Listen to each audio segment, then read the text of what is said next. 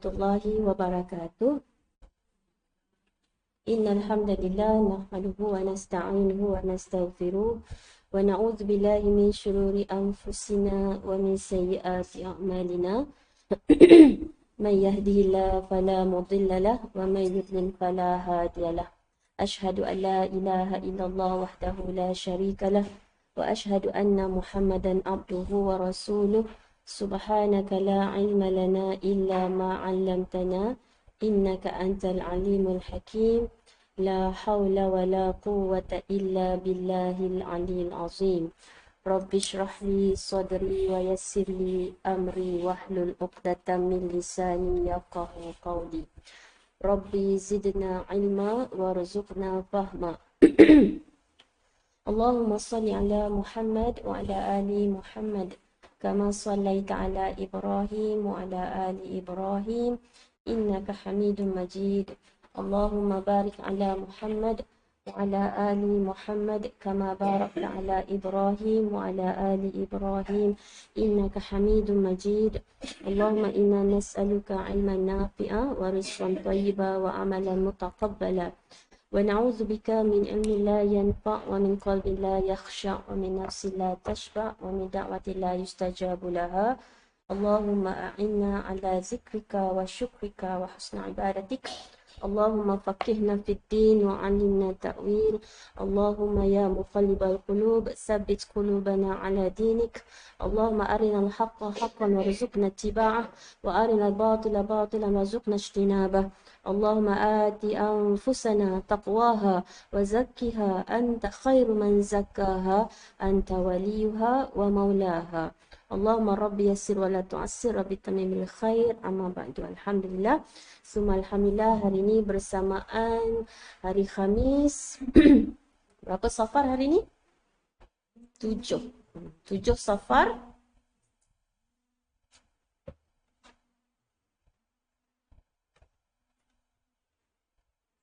Okay.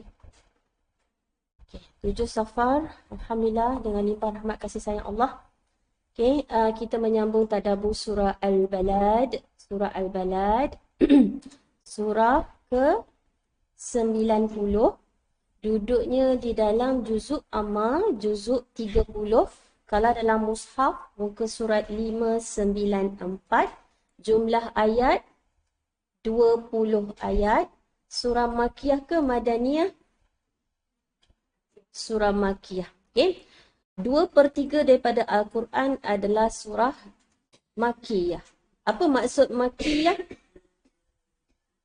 Apa maksud surah Makiyah? Quran ni kalau kita bagi dua, dia adalah Makiyah, Madaniyah. Okay. Apa maksud Makiyah? Okay. Kalau kita belajar ulumul Quran, Makiyah tu bukan sebab tempat. Okay. Bukan surah-surah yang diturunkan di Mekah. Surah-surah Makiyah menurut ulama ialah surah-surah yang diturunkan sebelum Nabi berhijrah. Madaniyah adalah surah-surah yang diturunkan selepas Nabi berhijrah. Okay. Ada berapa surah? 114 surah. Okay. So ini adalah surah ke-90. Okay. Dalam susunan mushaf kita. Subhanallah. Macam mana nak kenal surah Makiyah? Ada 3 ciri yang utama. Okay. Iaitu Tauhidullah. Berkenaan dengan akidah. Persoalan yang paling besar ialah siapakah Allah? Kan? Okay, kita kalau tengok je surah, kita tak tahu ni Makiyah ke Madaniyah. Cuba tengok sekali pandang surah tu. Ada tak cerita tentang Allah? Kedua, iaitu tentang akidah. Kedua ialah tentang kenabian. Okay, sejarah sirah perjuangan Nabi ke. Okay. Dasarnya surah Makiyah ni ayatnya pendek-pendek. Allahu Akbar. Lagi yang ketiga, yang paling besar. Tentang hari kebangkitan. Kalau kita nak senang ingat, TNB. Tauhid, Nubuwah ataupun kenabian. B ialah Ba'is ataupun dalam bahasa kita bangkit. Hari kebangkitan. Selalunya surah-surah Makiyah ni, dia ada menceritakan tentang umat-umat terdahulu. Okay. Dan yang paling besar selalunya, dan tidak banyak diceritakan di kitab-kitab lain sebelum ini, yang paling banyak cerita tentang akhirat adalah kitab Al-Quran Karim. Okay. So kalau tentang hari akhirat maksudnya apa? Game over. Surah-surah Makiyah ialah tentang hari akhirat. Hari kebangkitan yang di mana kaum kafir Quraisy Mekah waktu Quran diturunkan, mereka menolak. Menolak dakwah Nabi yang mengatakan, Nabi mengingatkan, Nabi menyampaikan tentang akan berlaku kiamat dan selepas itu kita semua akan dibangkitkan untuk dihisap, untuk dibalas. Dan surah-surah Makkiyah ini tentang hari kiamat ialah untuk membenarkan ataupun mengupaskan lebih teliti, lebih jelas, lebih terperinci tentang Al-Fatihah pada ayat Malik Yaumiddin. Sebab tu dalam surah-surah Makkiyah kebanyakan mesti ada tentang kiamat. Suasana kiamat, fenomena hari kiamat. Macam mana alam semesta ni, alam semesta diciptakan, kemudian bagaimana alam semesta ini akan dihancurkan. Termasuk kita. Tentang masa. Itu adalah ciri-ciri surah-surah Makkiyah. Allahu Akbar. Cerita syurga, cerita neraka. Kalau kita nak cerita detail pasal hari akhirat. Subhanallah. Malik Yaumiddin. Cerita-cerita tentang akhirat adalah cerita tentang masa depan. Bila Al-Quran bercerita tentang masa depan, iaitu kehidupan akhirat, dia adalah fakta. Dia adalah fakta, bukan ramalan. Kita kalau tengok berita, sekarang kita tengok berita ya. Ada ramalan cuaca, betul? Itu ramalan. Kalau dia kata hujan, belum tentu hujan. Kadang-kadang tak, betul? Tapi kalau Al-Quran menceritakan tentang fenomena hari kiamat, ia adalah fakta. Walaupun belum berlaku, pasti berlaku. Dia adalah apa? Fakta. Tak boleh ubah. Dan Allah dah ceritakan tentang masa depan. Peristiwa masa depan. Apa yang akan berlaku kat kita. Subhanallah. Al-Quran adalah kitab dulu, kini dan akan datang yang tak perlu di-update. Tak macam kita punya apps kan. Apps dekat phone kadang-kadang dah hang. Itu maknanya apa? Apps tabung ngaji contohnya. Anda perlu, apa dia kata? Update, Melayu apa? Kemas kini, bukan kemas kini, apa benda? Kemas kini. Apps anda sudah macam itulah lebih kurang. Quran tak perlu. Sentiasa relevan. Subhanallah. Sebab itulah Al-Quran menjadi panduan hidup kita. Subhanallah. Kalau anak-anak kita kan suka game kan? Cakap dengan dia, game over. Bila? Kiamat. Kalau siapa suka tengok filem, kiamat adalah the end. Kan? Filem semua nak tahu hujung dia kan? So Quran dah cerita belum? Pengakhiran alam ini? Bagaimana akhirnya hidup kita ni? Quran dah cerita belum? Dah. Jangan sebut tak tahu. Dalil semua dah siap. Bukti semua dah siap. Kalau kita tengok alam, ada bukti? Ada? Banyak. Terlalu banyak. Pokok, bunga ke apa ke yang sangat-sangat segar, begitu indah, begitu cantik pun kita tak boleh stop. Untuk dia layu dan kering dan akhirnya gugur, jatuh ke tanah, hancur jadi tanah balik. Kita semai dia dekat tanah, dia akan balik ke tanah dan kita tengok dia hancur. Allahu Akbar. Itulah kita. Itulah alam ini dan kita adalah alam. Selain alam, barulah Allah. Allah adalah selain daripada alam. Macam itulah. Rabbil Alamin dalam Fatihah. Subhanallah. Jadi ini adalah metod. Apa je surah kita baca dalam Al-Quran, pertamanya kita tengok Makkiyah ke Madaniyah. Kalau nak lebih best lagi, sebab tu saya sangat suggest, setiap rumah patut ada buku Kompas ni. Kompas 114. Contohnya, surah ni turun di fasa dakwah Nabi yang mana? Sebab 3 tahun pertama Nabi dakwah secara rahsia. Kemudian fasa apa? Sampailah fasa Nabi dah diboykot, dah nak dibunuh. Kalau kita tahu sejarah tu lagi bagus, buku ni, dia dah siap macam ni, pokok ni. Pokok Makkiyah, pokok Madaniyah. Apa surah-surahnya? Subhanallah. Jadi bila kita masuk je surah baru ataupun kita sendiri kan ada tinggi sikit. Kita kan baca Quran juga hari-hari. Kita ada tadabbur, kita bukan kat kelas yang kita punya sendiri kan. So kita kena refer ni. Ni seperti orang kata apa? Dictionary lah. Kamus ataupun buku ni namanya Kompas. Okay, Ustaz Syahri Abdul Rahman. Okay, dia dah siapkan gambar raja macam, jadi kita tahu perjalanan surah tu. Bila kita tahu perjalanan surah, kita lebih menghayati apa yang kita baca. Sebagai contoh, kenapa dalam surah Ar-Rahman diceritakan pokok, diceritakan awan yang berteduh? Sebab kita kena tahu, surah-surah Makiyah turun kepada, of course lah, Al-Quran diturunkan kepada Nabi Muhammad SAW di Mekah, betul? Di tanah Arab. Tanah Arab, banyak pokok? Banyak pokok? Tak. Mereka kalau pantang nampak pokok, walau sebatang akan berhenti untuk, sebab dapat teduhan. Jadi kenapa dalam Quran, kalau cerita syurga mesti sungai, mesti taman, mesti pokok. Betul? Sebab orang Arab, macam tu lah, dia jarang, susah nak tengok laut. Okey, susah nak dapat teduhan, susah nampak. Jadi bila cerita tentang pokok tu, dia dah membayangkan, aku nak ya Rasulullah, aku nak. Kami suka ya Rasulullah. Jadi cerita-cerita macam tu. Cerita tentang alam banyak dalam surah Makiyah. Boleh? So kita kena menjiwai. Sebab tu best kalau kita tahu surah tu turun kat mana. Bila kita tahu surah turun kat mana, oh padahal cerita pasal pokok. Sebab Rasulullah nak memberi motivasi pada sahabat. Kita sekarang ni susah nak dapat air. Susah nak jumpa pokok. Nanti kat syurga, begitu. Boleh? Betapa pentingnya. So ini adalah metod. Kita ajar anak cucu kita, masuk je surah, tanya anak kita. Ni surah Makiyah ke Madaniyah? Supaya dia alert lepas ni. Ni surah apa? Makiyah ke Madaniyah? Oh, dah tahu dah. Mesti ada cerita tentang Allah. Siapakah Allah? Mesti ada cerita tentang Nabi, cerita umat-umat terdahulu. Mesti ada cerita alam semesta. Mesti ada cerita yang paling pokok ialah tentang hari kebangkitan. Okay, so kena prepare. Apa yang kena prepare? Sebab bila sebut hari kebangkitan, surah-surah Makiyah dia akan cerita pasal timbangan. Betul? Macam tu. Subhanallah. Itu method yang saya cerita ni method. Apply to every surah in the Quran. Okay? Tengok je surah. Katalah kita hari ni, oh besok nak masuk surah baru ni. Dah buat homework dah. Ni surah apa, turun kat mana. Tapi bestnya, dalam apps kita pun dah siap dah. Kalau gambar Kaabah ni apa? Perasan tak? Kalau buka ni, perasan tak? Perasan tapi tak tahu. Sekejap Okey. Nak besarkan. Okey, ni nampak tak ni gambar apa ni?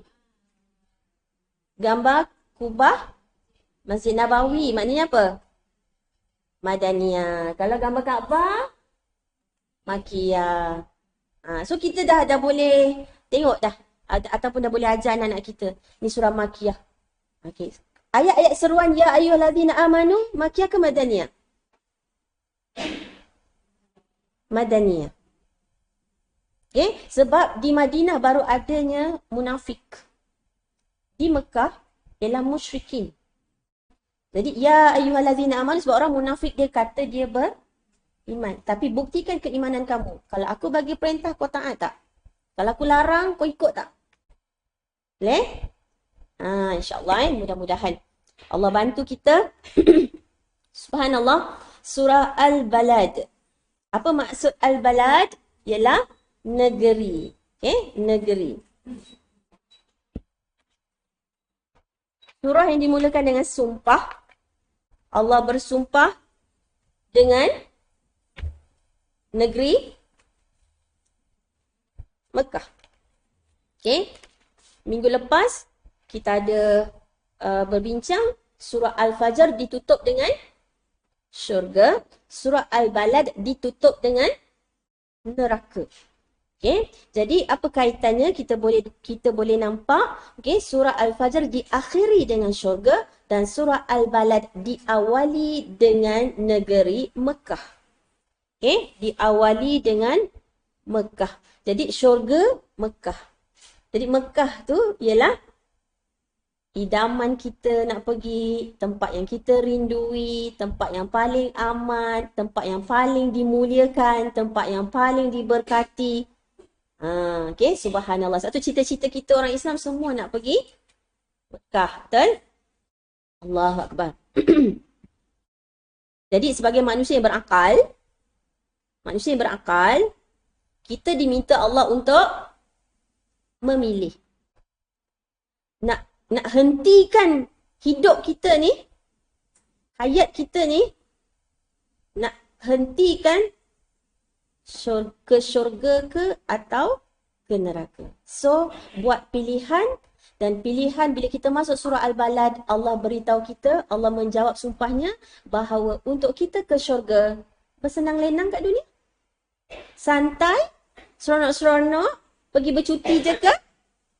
So kita akan belajar hari ni ayat 4, ayat jawapan sumpah, jawabul qasam, okey, di mana kalau kamu memilih untuk menghentikan ataupun destinasi final adalah ke syurga, sungguh pada ayat 4 Allah beritahu apa? A'udzubillahi minasyaitanirrajim. Laqad.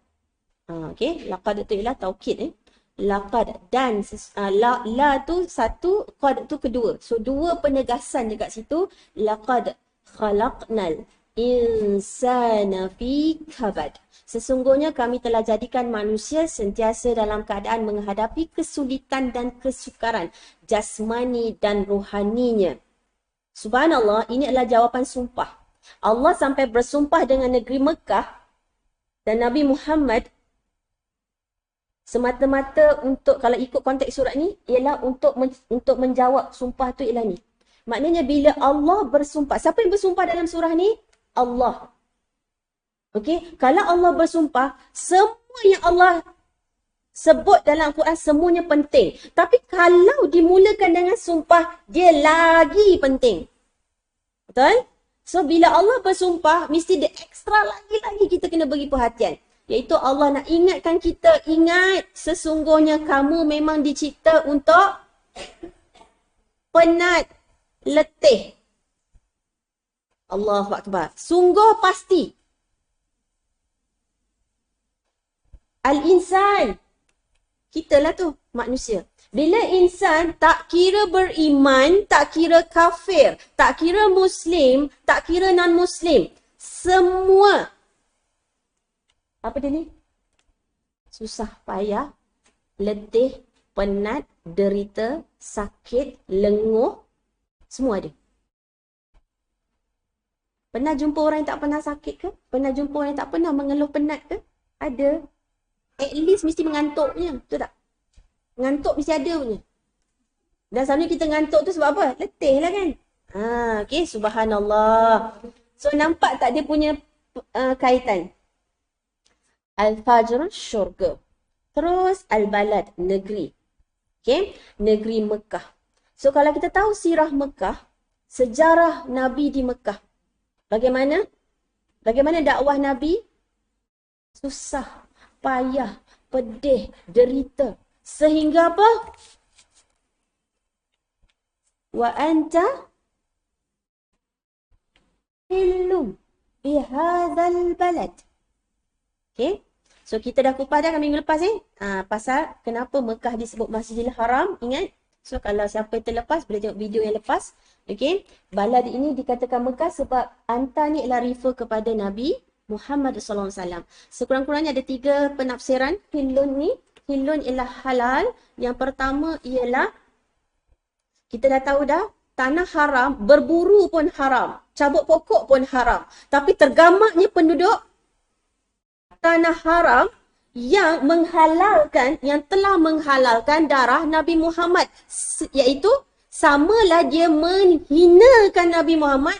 Kalau binatang pun tak boleh nak bunuh, kenapa Nabi Muhammad, darah dan marwah Nabi Muhammad halal untuk dibunuh?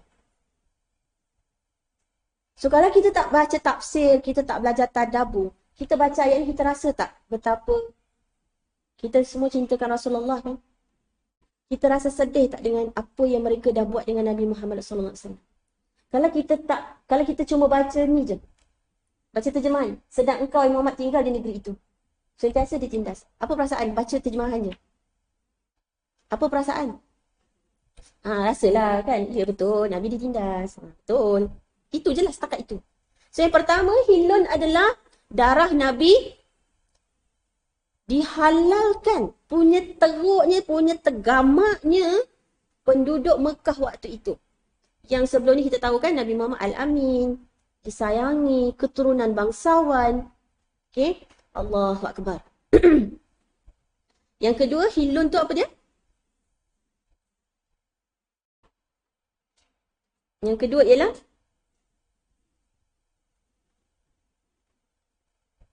kalau dia sebut tinggal tu, maknanya musafir keluar kan. Kalau mukim yang tinggal betul. Jadi hilun juga bermaksud tinggal. So, balad Mekah menjadi mulia sebab apa? Sebab adanya Rasulullah tinggal di Mekah. So, itu makna hilun yang kedua. Boleh? Apa maksud hilun? Yang pertama ialah darah Nabi Muhammad dihalalkan untuk dibunuh. Okey, yang kedua hilun tu apa? Balad ni Mekah menjadi mulia sebab Nabi Muhammad tinggal dekat Mekah. Dilahirkan di Mekah, tinggal di Mekah. Betul? Yang ketiga, hilun ni bermaksud akan sampai satu masa nanti Nabi Muhammad dihalalkan untuk menumpahkan darah ataupun berperang untuk menawan kembali kota Mekah. Tu kita dah sebut hadis di minggu lepas kan? Okay, so tetapi sekejap je Nabi dihalalkan untuk menumpahkan darah di kota Mekah. Okay, tu kita dah cover dah minggu lepas. Alhamdulillah. Boleh? Ni ulang kaji sikit je ni. Allahu Akbar. Wa walidin wa ma walad, demi manusia yang melahirkan zuriat dan zuriat dilahirkannya. Lagi satu balad ni dekat surah mana yang ada? Ialah, kita belum masuk lagi tapi saja saya nak tunjuk, ialah surah At-Tin. Surah At-Tin, kita nampak juga Allah bersumpah dengan Wattini wazzaitun wa turi sinin wa hadzal baladil amin. Juga kat sini negeri yang aman ini juga refer kepada Mekah. Dan kita tengok juga ayat 4, sama tak? Cuma beza dia dekat hujung je. Laqad khalaqnal insana fi ahsani taqwim. Okey, kita adalah sebaik-baik ciptaan, makhluk ciptaan Allah. Okey, itu pun jawapan sumpah juga tu. Itu nanti bila kita masuk surah At-Tin, insya-Allah. Okey. So demi manusia yang melahirkan zuriat dan zuriat dilahirkannya. Wa walidin. So kalau kita panggil walidi, ayah saya, abah saya. So wa walid. Walid dan walid ialah bapa. Okey, kalau kita kata bapa saya, walidi. Ibu saya, walidati. Okey, wa ma walad. Dalam surah Al-Ikhlas, lam yalid wa lam yulad. Allah tidak beranak dan tidak diperanakkan. Darah kita bersalin darah wiladah. Okey, faham So, demi manusia yang melahirkan zuriat dan zuriat yang dilahirkannya. Pun ada banyak tafsiran juga, ulama mentafsirkan. Okey, antaranya lah yang pertama ialah Nabi Adam sebagai bapa, walid dan walad adalah semua kita ni lah anak cucu keturunan Nabi Adam. Okey, yang kedua, okey. Walid ni ialah Nabi Ibrahim. Nabi Ibrahim sebab Nabi Muhammad sallallahu alaihi wasallam adalah susu galuh anak Nabi Ibrahim, betul? Daripada Nabi Ismail. Okey. So walid itu ialah Nabi Ibrahim, sebab ni kan kisah Nabi Muhammad dengan Mekah, dan Nabi Ismail adalah kan yang membuka kota Mekah siapa? Siti Hajar dan anaknya Nabi Ismail. Okey? Allahu Akbar. Subhanallah. Sebab itulah kalau kita nampak orang Arab musyrikin Mekah sangat memuliakan Nabi Ibrahim, sangat memuliakan Nabi Ismail. Tapi bila Nabi Muhammad sallallahu alaihi wasallam menyampaikan risalah ataupun dakwah tentang hari kebangkitan, mereka terus menghalalkan darah Nabi Muhammad sallallahu alaihi wasallam. Kalau binatang pun tak boleh buru, kenapa Nabi Muhammad boleh diburu? Nampak tak betapa mereka sangat zalim? Okey? Allahu Akbar. Agama dia menolak Nabi Muhammad sallallahu alaihi wasallam. Okey? Kalau kita tengok, Allah sebut dalam surah At-Tin tadi kita adalah sebaik-baik ciptaan, maka jin Antara kita dengan jin mana lebih tinggi? Kita. Kita manusia lebih tinggi daripada ciptaan jin. Tapi kenapa manusia lebih takut jin? Kenapa manusia sembah jin? Patutnya takut dengan Allah. So, sebab tu, kalau kita tahu kita anak cucu Adam, dan kita lebih mulia daripada jin, sepatutnya tak kita ni takut dengan jin. Ya tak patut. Sebab itulah, siapa yang sembah jin,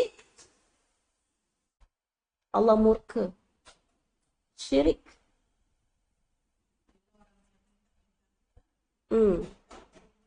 Minta-minta jin tu kan? Subhanallah, Allah Akbar. Sebab tu siapa yang menyembah selain Allah dan pula menyembah jin, terus jatuh serendah-rendahnya. Hina. Boleh? Sebab kita ni, Allah kata kita mulia. Dan Allah muliakan kita. Tapi once kau sembah selain pada Allah, ingat kita dilahirkan kita dicipta illa liya'budun. Kecuali untuk menghambakan kepada Allah. Sesama kita manusia, Allah tinggikan sebab kita khalifah. Tapi dengan Allah kita hamba. Kita tak payah sujud sembah pada manusia. Sesama manusia, kita semua adalah khalifah. Kita hamba hanya kepada Allah. Sebab tu Islam datang membebaskan manusia dari perhambaan kepada makhluk. Okay? Allah Akbar. Apa maksud semua bapa dan anak ni? Tafsiran ketiga ialah semua kita. Semua kita adalah bapa, semua kita ada anak. Maksudnya kita lah semua. Sebab dia ni nakirah, dia umum. Dia bukan makrifah. Jadi umum. Ulama juga mengatakan bermaksud kita semua. Kita pun ibu ayah, kita juga. Kita pun anak, kita juga. Anak kita besok kalau kahwin beranak, dia pun jadi bapa juga. Faham So kita semua. Allah Akbar. Dan yang keempat, ada juga tafsiran yang mengatakan walid ini orang yang ada anak, walad ini ialah orang yang mandul ataupun tak ada anak. Okay? Allah Akbar. Subhanallah. Okay? Allah bersumpah dengan Al-Balad adalah negeri yang paling aman. Okay? Kesan doa Nabi Ibrahim. Doanya yang mana? Okay? Kita boleh tengok dan kita boleh amalkan dan subhanallah cantiknya Allah susun kita. Kita sampai dekat surah Al-Balad ni memang sekarang bulan apa ni? Bulan Safar. Juga bulan Ogos ialah bulan dah tak sekolah, tak ingat. Bulan kemerdekaan, kan? Okey, kita sama-sama bacalah doa ni sebab doa yang dilafazkan oleh Nabi Ibrahim yang dirakam di dalam Al-Quran ini adalah doa untuk memohon keamanan negara. Sebab itulah Mekah itu adalah negeri yang paling aman sebabnya kesan doa Nabi Ibrahim. Surah apa ni? Surah Al-Baqarah ayat 126. Okay. Bismillahirrahmanirrahim. A'udzubillahi minasyaitonirrajim. Rabbij'al hadza baladan amina warzuq ahlahu minas samarati man amana minhum billahi wal yaumil akhir. Ada dua doa sebenarnya. Satu surah Al-Baqarah, satu lagi surah Ibrahim ayat 35. Okay. Sekejap Kalau surah Ibrahim tu, dia ada tambahan apa? Dan bebaskan zuriat. Okay. Dia sama juga depan tu kan? Wa idh qala Ibrahimu rabbij'al hadza. Rabbij'al hadzal balada aminan wajnubni wa baniya an na'budal asnam. So kalau kita belum amal doa ni, kita boleh amal lah. Okay? Subhanallah. Dan ingatlah ketika Nabi Ibrahim berdoa dengan berkata, wahai Tuhanku, jadikanlah negeri Mekah ini negeri yang aman. Okay, kita juga boleh doakanlah semoga Malaysia ni aman. Ataupun kita nak doa, contoh, kita duduk di Negeri Sembilan. Kita dalam daerah Jempol, boleh. Sebab apa? Kat sini tempat kita, kebesarkan anak-anak kita, anak cucu kita kat sini. Okay? Dan jauhkanlah daku dan anak-anakku dari perbuatan menyembah berhala. Okay. Saya ambil kesempatan juga, okay, supaya kita belajar daripada doa-doa Nabi Ibrahim. Okay, kita belajar doa daripada doa-doa Nabi Ibrahim dalam Al-Quran. Yang pertama, kita tahu Nabi Ibrahim dah tua baru dapat zuriat, betul? Apa yang dia doa? Nabi Ibrahim tak pernah putus asa berdoa. Dikurniakan zuriat. Pada surah As-Saffat, ayat 100. Nanti kita tengok doanya. Tengok yang ni dulu. Okay. Ketika Nabi Ibrahim berkeinginan untuk memiliki keturunan, baginda memintanya kepada Allah dengan permintaan keturunan yang soleh. Pernah dengar? Dah amal doa tu? Rabbi habli minas solihin. Okay, jangan tinggal doa tu. Okay, yang kedua, di dalam doa-doanya, Nabi Ibrahim selalu mengikut sertakan anak-anak keturunan. Ya, macam saya pun belum bermenantu. Tak salah untuk kita doakan seluruh keturunan, zuriat keturunan. Sebab Nabi Ibrahim dia kalau doa sekali, tadi bani, maknanya anak keturunan. Beliau tidak meminta, Nabi Ibrahim alaihissalam tidak meminta kebaikan-kebaikan kepada Allah hanya untuk diri sendiri sahaja, tetapi baginda juga memintakan juga untuk anak-anak keturunannya. Pada surah Ibrahim ayat 35. Okay. Yang ketiga, selain tidak melupakan anak-anak keturunan, dalam berdoa Nabi Ibrahim juga tidak lupa mendoakan negeri di mana dia tinggal dengan kebaikan-kebaikan. Itulah tadi tu, surah Al-Baqarah ayat 126. Yang keempat, Nabi Ibrahim meminta ampunan kelak di hari kiamat bagi dirinya, kedua orang tuanya dan juga bagi kaum mukminin. Tambah lagi satu, minta kita tambah lagi satu, ialah pada surah Al-Baqarah ayat 127. Ketika Nabi Ibrahim dan Nabi Ismail selesai mendirikan Kaabah, Nabi Ibrahim mendoakan apa? Rabbana taqabbal minna innaka antas samiul alim. Kat situ ada nama Allah As-Sami Al-Alim. Okey, dia berdoa. Kita kalau berdoa, As-Sami, kita dah belajar Asma Husna As-Sami. Apa maksud As-Sami? Yang maha mendengar. Allah maha mendengar dan maha memakbulkan. Sebab tu bila kita doa As-Sami, sekaligus kita yakin doa kita akan dimakbulkan. Sebab tu kita kalau bangun daripada rukuk, kita sebut apa? Sami Allahu liman hamidah. Sebab kita lepas ni nak turun sujud ni, kita dah membawa keyakinan Allah akan makbulkan apa yang aku minta ni. Subhanallah. Okay. Jadinya doa-doanya ialah, yang tadi tu ialah surah As-Saffat ayat 100. Rabbi habli minas solihin. Okay. Ya Tuhanku. Rabb apa maksud Rabb? Pencipta lagi. Pemilik lagi. Pengatur. Jadi kita minta Allah yang maha mencipta, Al-Khaliq, Al-Malik, Al-Mudabbir. Okay. Untuk aturkan supaya kurniakan anak yang termasuk anak-anak yang soleh. Hab ni ialah Allah, daripada nama Allah Al-Wahhab. Hab itu ialah hibah. Hibah tu hibah, hadiah. Kita minta Allah hadiahkan kita anak yang soleh. Kalau hadiah maksudnya apa? Ada orang dia dapat hadiah tanpa dia perlu berusaha pun. Betul? So kita minta, ya Allah, hadiahkan aku anak yang soleh, ya Allah. Okay.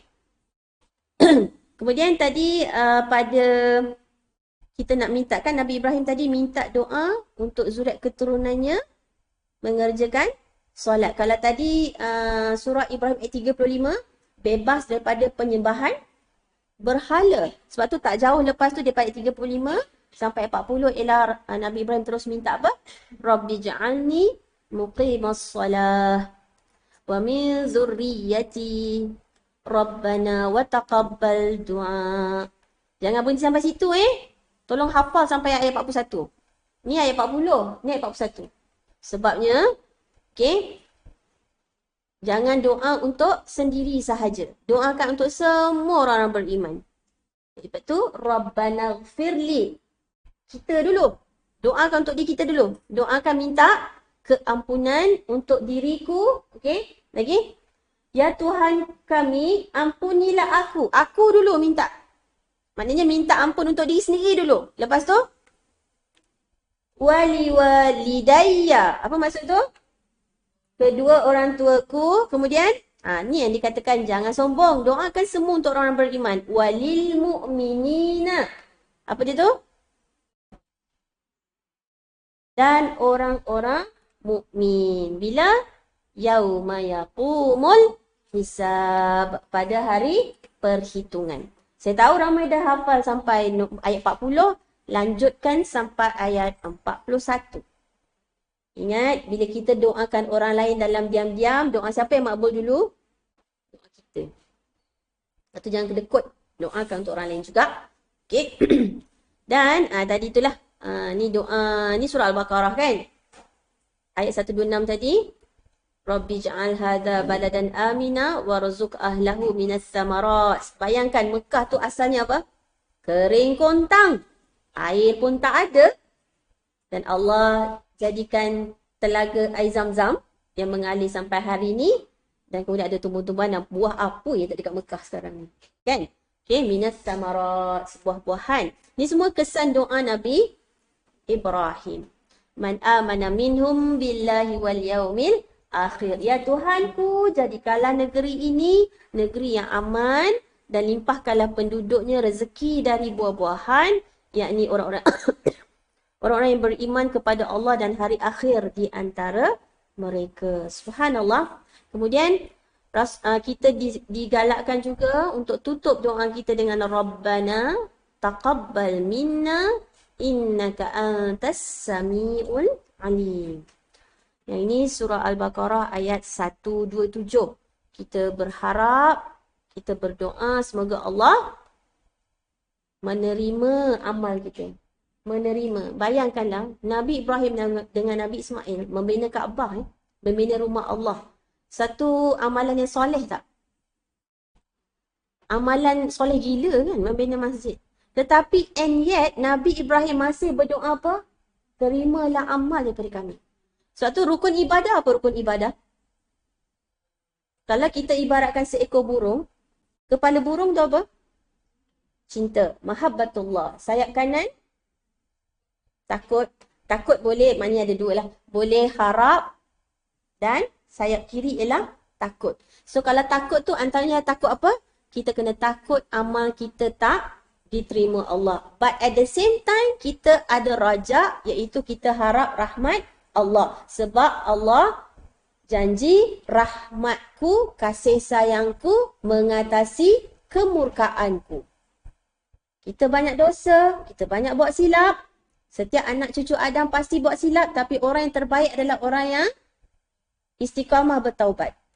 Dan kita kena yakin, bukan kena yakin, memang kita yakin Alhamdulillah rahmat Allah mengatasi kemurkaannya. Jadi dengan cinta, dengan rahmat. Antara rahmat Allah yang paling besar ialah kita hanya ada satu Tuhan. Allah yang Maha Esa. Cuba bayang kalau kita ada 2-3 Tuhan. Pening tak? Kalau dalam company ada 3 CEO, pening tak? Dan setiap CEO tu semua tak sama. Yang dia ni nak sejuk, yang dia ni nak panas, yang dia ni nak suam. Rasa-rasa kita nak ikut mana? Pening kan? Subhanallah, satu rahmat kita hanya ada Allah yang Maha Esa. Itu rahmat besar. Okey? Subhanallah. Okey. Kita belajar sekaligus daripada doa-doa Nabi Ibrahim. Allahu Akbar. Ada banyak lagi sebenarnya doa Nabi Ibrahim, tahu kan?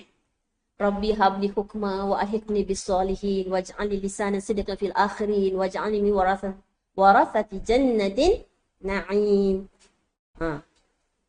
Banyak doa sebenarnya. Okey? Allahu Akbar. Itu contoh, nanti boleh cari lagi. Okey. Subhanallah. Dan kita tahu Mekah ni, sejarah Mekah betapa Nabi Muhammad akhirnya dan para sahabat didera, diboykot. Okey? Diseksa. Kalau kita tahu sejarah keluarga Yasir, kemudian Bilal bin Rabah. Okey? Para sahabat dah tak boleh nak beribadah, dah tak bebas nak beribadah kat sana. Okey? Subhanallah. Dan walaupun risalah Islam bermula di kota Mekah, tapi akhirnya ditindas, okey, maka selepas 13 tahun di Mekah, Nabi diperintahkan untuk berhijrah. Dan Nabi sangat mencintai tanah airnya, dan kalau bukan kerana penduduk Mekah yang menghalau Nabi, mengusir Nabi, pasti Nabi tak keluar daripada tanah Mekah. Okey? Tapi kita kena ingat, walaupun di situ asalnya sahabat sangat-sangat sedih, tetapi di situ jugalah, okey, jiwa-jiwa yang tenang telah disemadikan di situ. Okey?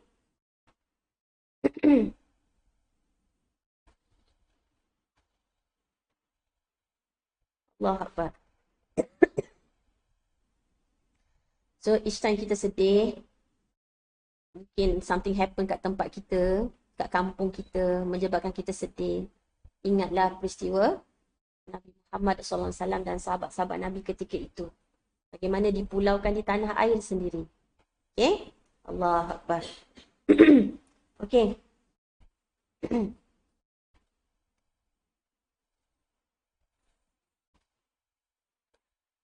Rabbi habli minas solihin tu adalah doa yang paling pendek lah. Siapa yang berharap, mungkin ada antara yang dah lama kahwin, belum dapat anak, kan? Belum dapat zuriat.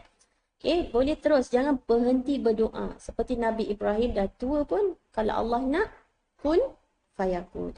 Kadang-kadang ada orang tanya saya ni kenapa lah tak dapat lagi anak. Tapi saya nampak dia dah mula masuk kelas Quran. Saya cakap kamu bertuah.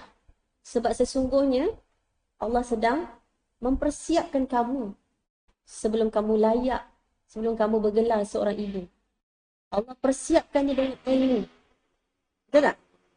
Kenapa dia lambat dapat anak? Sebenarnya Allah sedang mempersiapkan dia. Beri dia ilmu parenting ke, subhanallah. Jadinya, kita kena bersangka baik, kan? Dengan takdir kita. Allah nak uji kesabaran. Okay, Allah uji kesabaran, Allah nak siapkan kita, Allah nak kita perbaiki diri kita sebelum kita bergelar ibu ataupun ayah. Tu antara ayat-ayat yang untuk kita menenangkan. Okay, jangan putus asa, keep on berusaha. Okay, subhanallah, Allah Akbar. Okay. Ayat keempat, surah Al-Balad adalah jawapan sumpah. Jawabul qasam. Okey.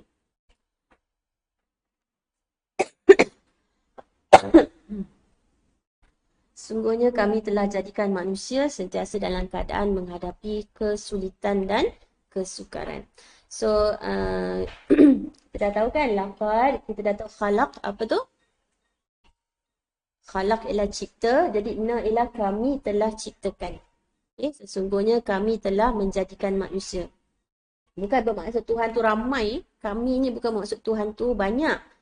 Kami tu bila kita kena faham, dalam bahasa Arab kami juga bermaksud satu kemuliaan. Okay, satu pangkat yang besar. Rasa kita orang Melayu pun kadang-kadang dia cakap aku tapi dia sebut kami. Pun ada juga kan? Ada, dia nak cakap aku tapi guna awak, ada tak? Awak ni kan, tapi dia sebut awak. Okay, sebenarnya kami kat sini ialah satu pangkat kebesaran sebenarnya. Orang yang mulia, yang besar je yang akan, macam kalau dekat Mekah, kalau dekat orang Arab ni, kalau dia keturunan raja, dia akan guna kami. Faham eh? Itu dari segi bahasa. Dan ni sebenarnya adalah bila melibatkan semua sifat-sifat keagungan Allah. Okay? So, selalu guna kami. Tapi bila penyembahan, bila pengibadahan, Allah guna aku. Macam surah Taha kan? Ayat 14. Okay, di mana Allah kata, akulah Allah, tiada Tuhan yang berhak disembah melainkan aku, maka sembahlah aku. Kat situ Allah guna aku. Okay, bila pengibadahan, Allah akan guna aku. Tapi ciptaan selalunya ialah na. Okay. Insan, bila guna insan, kata ulama, bila Allah menggunakan kalimah insan, dia merangkumi semua, tak kira mukmin ataupun kafir, muslim ataupun non-muslim. Okay. Tapi kalau kita tengok surah Al-Adiyat, okey, insan ni, dan ulama juga tafsir mengatakan al-insan ni, kalau Allah sebut al-insan ni selalu terkait dengan benda-benda ataupun sifat-sifat yang negatif. Contoh surah Al-As kan, innal insana lafi hus tu rugi kan. Okey, kalau kita tengok surah Al-Adiyat, okey. Okey, surah ke-100. Kita akan nampak ayat 6. Innal insana lirabbihi lakanud wa innahu ala dhalika lasyahid wa innahu lihubbil khairi lasyadid. Insan. Selalunya sifat-sifat negatif ni Allah gunakan insan. Okay? Sesungguhnya manusia sangat tidak bersyukur. Tadi tu rugi. Ni sangat tidak bersyukur akan nikmat Tuhannya. Lagi? 7, ayat 8. Kalau kita tengok ayat 8 pun, dan sesungguh melampau sangat sayangkan harta. Tamak haluba. So kalau kita baca Quran, jumpa insan, tengok. Kalau ada orang mukmin, maknanya ada orang beriman dah terambil sifat-sifat orang kafir. Okay? Allahu Akbar. Kita kena always ingat pada surah Atin ayat 4 pun Allah guna laqad khalaqnal insana fi ahsani taqwim. So dia general. Manusia ni sebaik-baik ciptaan. Tapi di bawah manusia ni, itulah tengok apa yang dia pilih. Dia jadi beriman atau dia jadi orang yang kafir. Kalau ayat 4 surah Al-Balad kita ni, sesungguhnya manusia itu dicipta sentiasa berpenat letih kan, bersusah payah. Maknanya kita ni Muslim ke, non-Muslim ke, kafir ke, mukmin ke, penat tak? Penat. Sebab kat sini ialah insan. Ingat, bila insan, semua sekali. Boleh? Allahu Akbar. Cumanya, membezakan penat tentang apa? Penat untuk apa? Boleh? Contohnya, orang kaya, kafir, kalau dia berhabis duit, bershopping, dia habis duit shopping. Tapi contoh orang beriman yang kaya, dia berhabis dengan zakat, dengan infak, dengan wakaf, dengan sedekah. Sama tak? Dua-dua habis tak? Habis. Tapi habis yang ke mana? Dua-dua penat tak? Penat. Penat dia tu ke mana? Tu yang Allah nak bagi tahu tu. Kita semua ni penat. Kita semua akan letih. Tapi Allah akan tunjuk penat engkau tu ke mana. Sebab kalau kau penat ke akhirat, yang Allah suruh, endingnya apa? Sebab tu kalau kita tengok surah Al-Balad ni, hujungnya ialah, ni yang kita nak ni. Tapi itu belum sampai lah, ni beritahu dulu. Kita nak jadi ni, apa ni? Ashabul Maimanah. Golongan kanan yang berakhir di syurga. Yang kita tak nak, ni, Ashabul Mash'amah. Puak kiri yang berakhir dekat neraka. Yang usubillah misalnya. Sekarang faham Tu belum sampai lagi. Tapi nak beritahunya, Allah bersumpah dalam surah ni, nak beritahu kita semua letih. Kita semua penat. Kita semua susah. Tapi pastikan, kamu penat, kamu letih tu berbaloi tak? Kalau untuk Islam, untuk Allah, penat yang sangat berbaloi. Ingat, surah Al-Fajr diakhiri dengan syurga. So kalau nak syurga, senang lenang ke kat dunia? Seronok-seronok santai-santai ke? Kita kena bersusah payah dekat dunia. Macam mana susahnya Nabi dan para sahabat ketika awal berdakwah di Mekah. Penuh derita.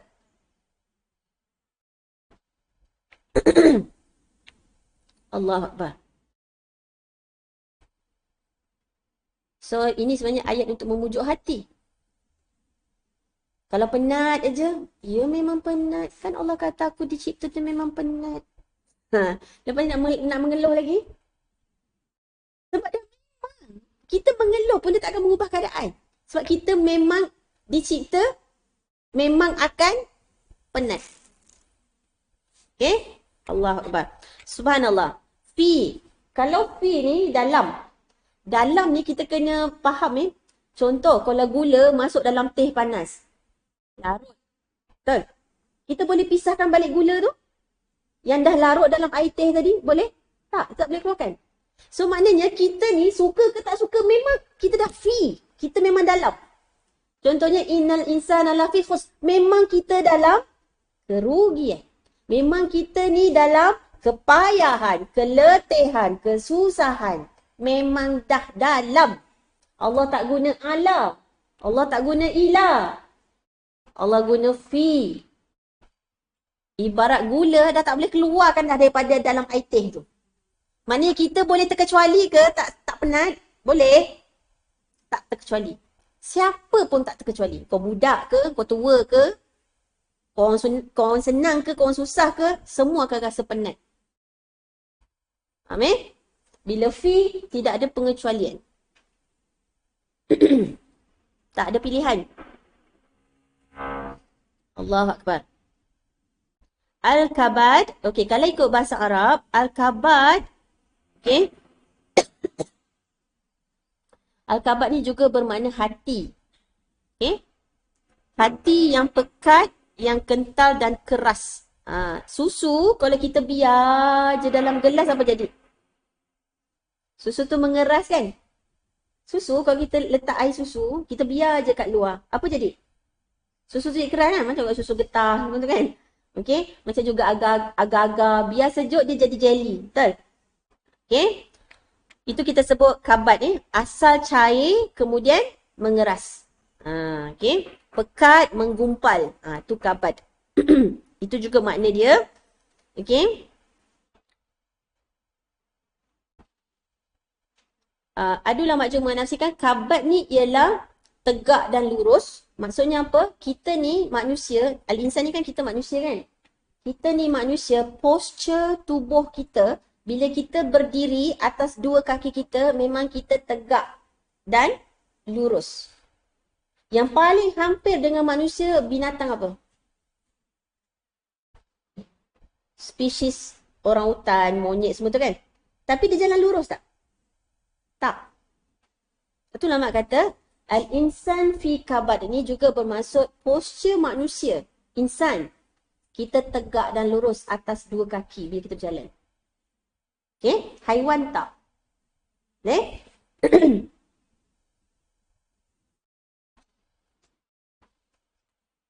Seorang kafir ke orang mukmin berdiri, berjalan, tegak. Faham So insan ni insan tak ada beza mukmin ataupun kafir. Bagaimana Allah cipta kita? Ingat tak kita tadabbur surah Al-Infitar dulu? Al-Infitar. Okay. Allah sebut pada ayat 6. Ya ayyuhal insan. Nampak tu? Insan. Ma gharraka bi rabbikal karim. Wahai manusia, apakah yang memperdayakanmu berlaku durhaka kepada Tuhanmu yang maha pemurah? So Allah guna insan. Sebab tu ulama ada kata mengatakan insan ni maksudnya yang Allah cipta kita ni berdiri tegak. Okay. Allazi khalaqaka fasawwaka fa'adalak. Tuhan yang telah mencipta dan mengatur kejadianmu lalu menjadikan anggotamu sesuai dengan tujuan yang kerananya anggota itu diadakan serta menjadikan binaan tubuh badanmu sama padan dengan kekuatannya. Okay. Fi ayyi suratin ma syaa rakkabak. Dalam bentuk dan rupa apa sahaja dikehendakinya dia menyusun kejadianmu. Okay. So maksud kabat tu yang tu juga. Lagi ada maksud kabat ialah inilah dia. Keletihan, kepenatan, kepayahan, fizikal dan mental, roh dan jasmani. Dua-dua letih. Bukan badan je letih. Roh pun letih. Okay, luar dalam. Kita memang penat, letih, susah, payah. Okay. Dalaman dan luaran. Ingat sekali lagi, kabat yang makna keletihan, kepayahan ni menimpa semua manusia. Tak kira mukmin atau kafir. Okay? Dan kesusahan tu mengikut pilihan hidup. Dan ulama mengatakan pilihan yang paling besar bila memilih nak jadi mukmin atau jadi kafir. Semua kita penat. Tapi penat yang macam mana ialah bergantung pada pilihan kita. Iaitu pilihan nak menjadi mukmin atau pilihan nak menjadi kafir. So dia akan menentu pengakhiran kepenatan kita. Bagi orang-orang beriman, kepenatannya berakhir bila kaki melangkah masuk syurga. Tapi bagi orang kafir, kepenatannya berakhir tidak. Bersambung, ingat tak surah Al-Ghasyiyah? Ingat tak surah Al-Ghasyiyah?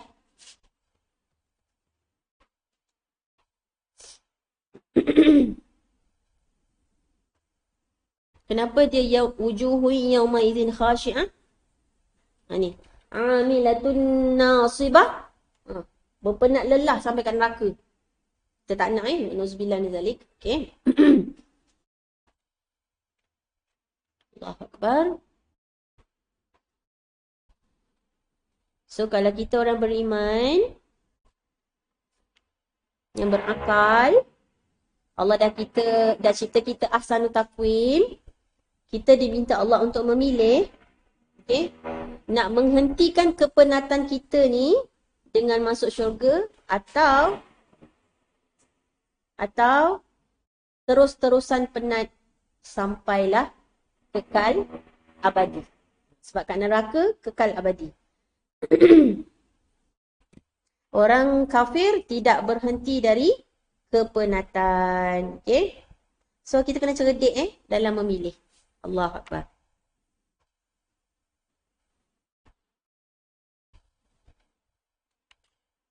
Kalau kita tengok surah Al-Humazah,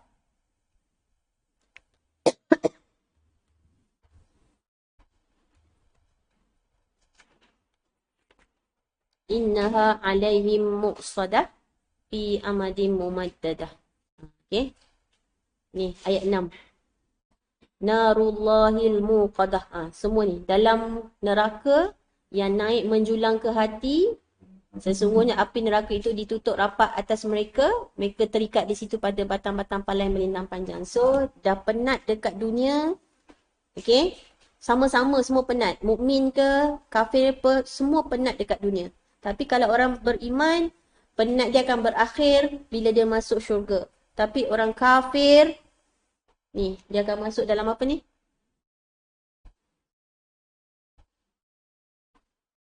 Narullahil muqadah. Okay? Yang tidak akan henti-henti dia punya azab. Allahu Akbar.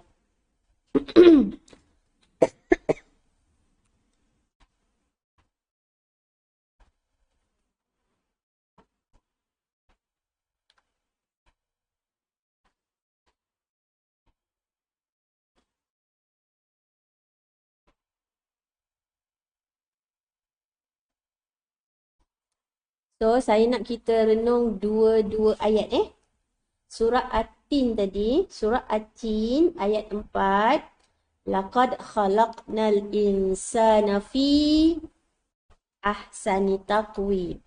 Surah Al-Balad ayat 4. Laqad khalaqnal insana fi kabad. Tadi Allah kata cipta sebaik-baik kejadian. Tapi Allah kata ayat ni pula surah Balad, cipta pasti susah. Macam mana tu? Macam mana tu? Apa maksud? Boleh kaitkan tak dua-dua setelah kita cerita tadi? Kalau surah At-Tin, Allah bersumpah semua dengan baik-baik kan? Buah tin, buah zaitun, kan?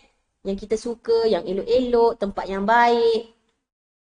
Tur, Sina, dan Mekah. Okay? Allah bersumpah dengan benda yang baik-baik. Yang kita suka. Tapi dalam surah Al-Balad pula, jawapan sumpahnya, kita dibebankan dengan keperitan, kepayahan, kesusahan, derita. Maksudnya apa tu kalau kita kaitkan dua-dua ayat tu?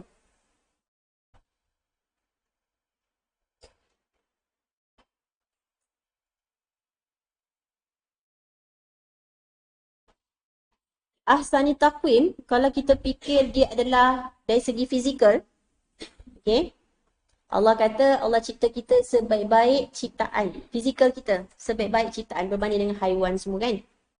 Okay. Dan fizikal kita ni akan jadi baik bergantung pada pilihan dalaman. Dalaman kita lah yang akan menentukan kepayahan dan kepenatan yang kita lalui di dunia ini adalah kepenatan yang berbaloi ataupun tidak. So, asana taqwim tu luaran. Okay, luaran, fizikal. Tapi dalam ayat 4 ni, yang nak menentukan kepenatan kita itu berbaloi ke tidak ialah pilihan dalaman kita, iman kita. Dia adalah isu iman. Faham Boleh? So, dari segi luaran, kita sebaik-baik ciptaan. Tapi dalaman kita, contoh, susahnya jadi orang Islam. Perempuan kena tutup aurat, lepas tu kena solat, dia nampak kita letih. Tapi sebenarnya kita solat, kita puasa, kita zakat, kita haji. Walaupun susah payah, tapi hati kita siapa? Kita rasa syukur, kita gembira, kita rasa ya Allah, tenangnya. Kenapa kita tenang? Kenapa kita bersyukur? Walaupun keluar harta ni, bersusah payah ni. Sebab apa? Ya Allah, kau pilih supaya aku dapat menzahirkan, buktikan bahawa akulah hamba-Mu. Kita suka nak tunjuk depan Allah kita ni hamba. Tapi orang kafir dia nampak kita apa? Sian kau kumpul duit, lepas tu kena pergi haji. Kau kumpul duit, lepas tu kena keluar zakat. Kan? Kau ni rambut bukan main lawa, semua lawa. Tapi kena tutup. Dia nampak macam tu, faham tak?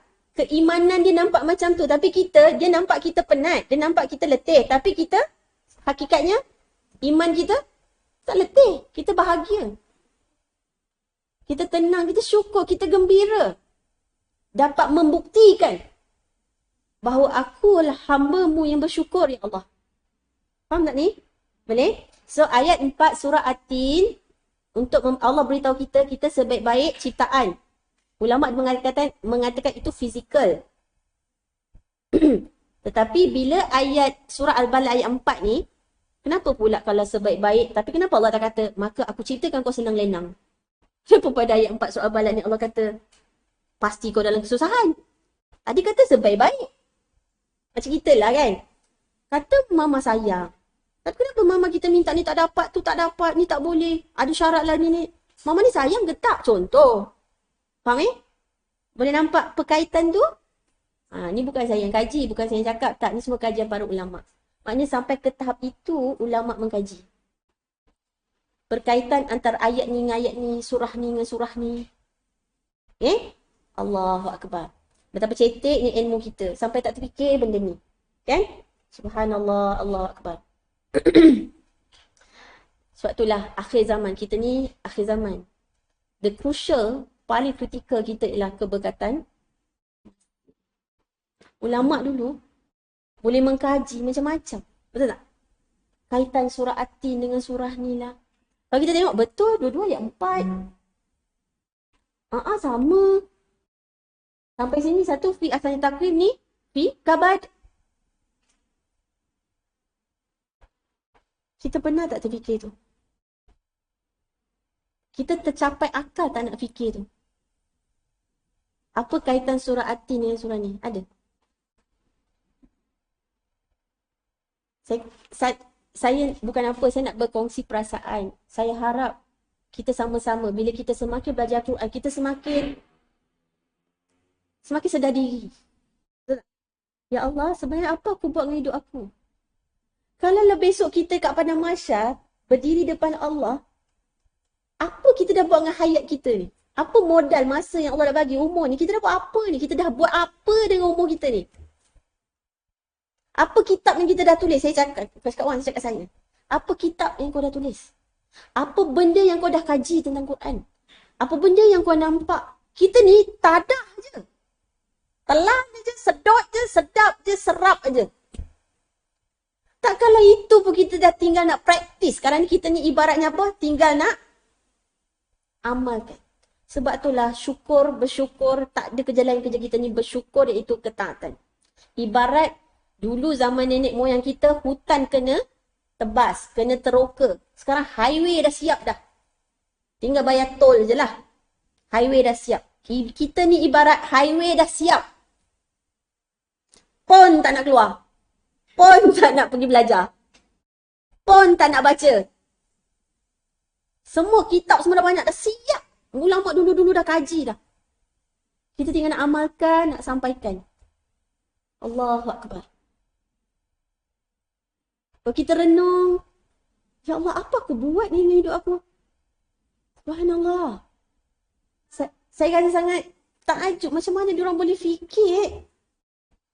Kita bersyukur tak sekarang Allah letak kita dalam pengajian Quran? Bersyukur tak di hujung umur kita Allah pilih siapa kita yang banyak dosa ni Allah pilih untuk kita nampak. Kita tak kaji, kita cuma tinggal ya Allah, ya Tuhan aku tak terfikir pun. Kita daripada kecil dah baca surah ni berapa kali? Betul tak? Kita masa kecil sampai sekarang lah dah berapa kali baca ayat ni. Pernah tak kita kaitkan dengan surah At-Tin?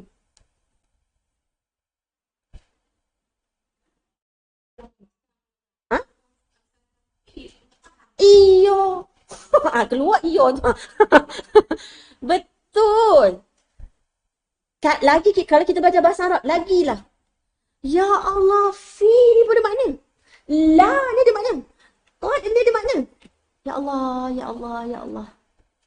Sekarang kita nampak tak Quran benar-benar mukjizat?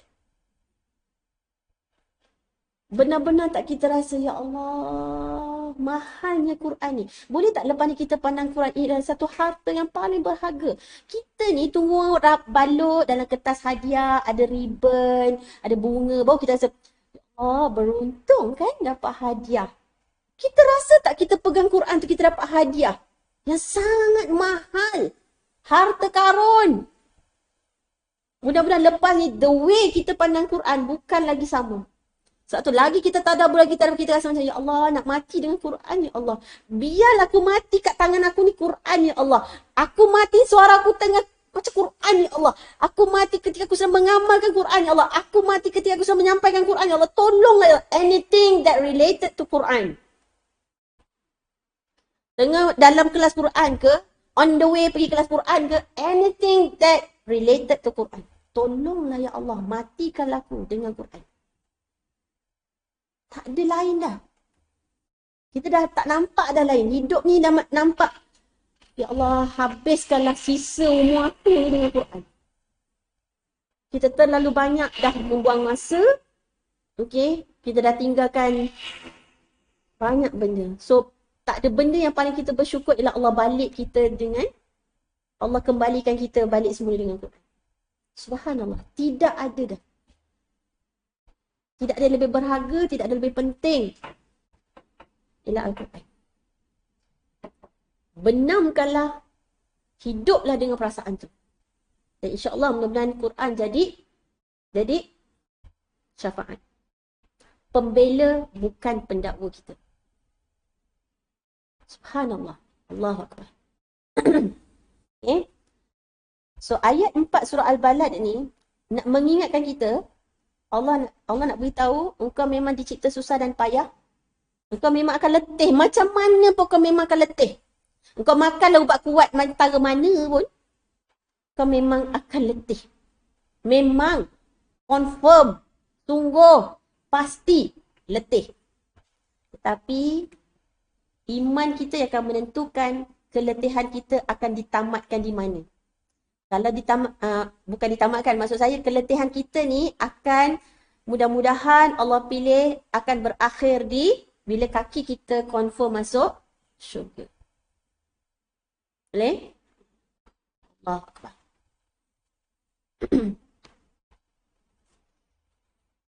So, orang kafir dia letih luar dalam. Orang-orang yang beriman dia letih nampak dekat luar saja, tapi dalaman dia tenang. Sebab dia dapat mengabdikan diri dia kepada pencipta dia. Allah.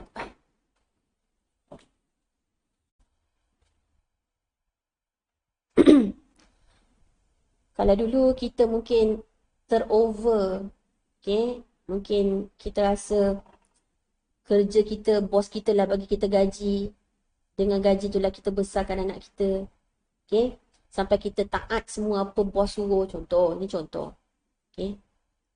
Sekarang kita nak tukar semuanya kepada Allah.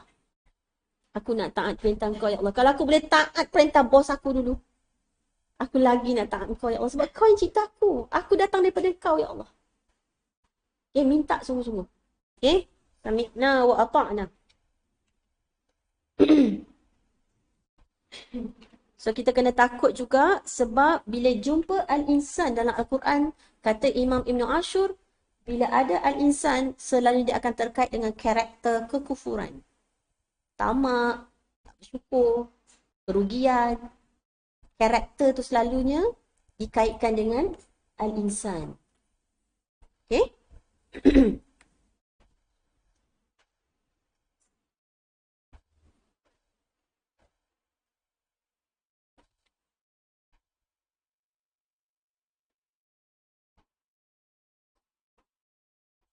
Kalau menurut Al-Imam Al-Biqai, dia kata pada ayat 4 ni, yang kita boleh ambil ibrah pelajaran ni, Allah nak beritahu apa sebenarnya? Allah nak beritahu kita sesungguhnya kita adalah ciptaan Allah yang sangat lemah. Apa dia? Sangat lemah. Okay? Sangat-sangat lemah. Dalam satu hari, dalam hidup kita, pernah tak kita tak sebut kita penat? Hari-hari pernah, tak pernah ke kita tak terdetik? Ya Allah, penatnya hari ni. Siapa dia tak pernah sebut? Ada. Ketika kita sebut letihnya hari ni, kita sedar tak kita lemah? Kita sedar tak? So, Al-Biqai kata inilah ayat yang membuktikan kita memang makhluk Allah yang lemah. Okay, kita adalah makhluk yang lemah. Sebab itulah apabila kita mengenali Allah, apabila kita ma'rifatullah, bila kita tahu kita lemah, bila kita kenal kekuasaan Allah, bila kita kenal keagungan Allah, maka apa kita buat? Kita tahu kita lemah, kita tahu kita ada Allah yang maha kuat, yang maha gagah, yang maha perkasa. Maka apa kita buat? Maka kita bersandarlah kepada Allah yang maha gagah, yang maha kuat, yang maha perkasa. Sebab tu, iyyaka na'budu, hanya kepada kau kami menghambakan diri. Wa iyyaka nasta'in, dan hanya kepadamu kami mempertolongan. Na'budu tu apa? Sembah. Maksudnya apa? Kita nak menyembah Allah, betul? Kita ada hasrat tu. Tapi kalau Allah tak tolong, nasta'in, kita pun tak berdoa, minta pertolongan Allah, mampu tak kita nak sembah Allah? Tak. Sebab kita lemah. Kita adalah makhluk yang sangat lemah. Sampai tujuan kita diciptakan untuk menyembah Allah. Kita tak akan mampu menyembah pun kalau Allah tak tolong. Sebab itulah selepas nasta'in adalah ihdina. Ihdina.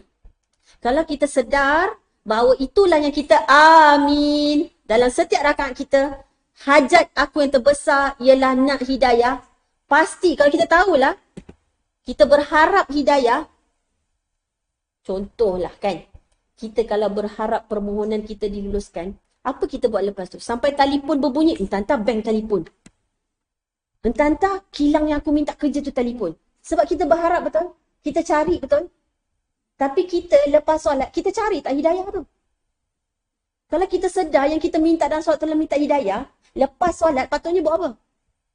Patutnya buat apa? Cari hidayah tu. Tunggu hidayah tu. Dapat ke tak aku ni? Aku ni orang yang dapat hidayah ke tak ni? Tanya diri. Tapi kita confident je. Tenang je. Macam memang dah dapat dah hidayah.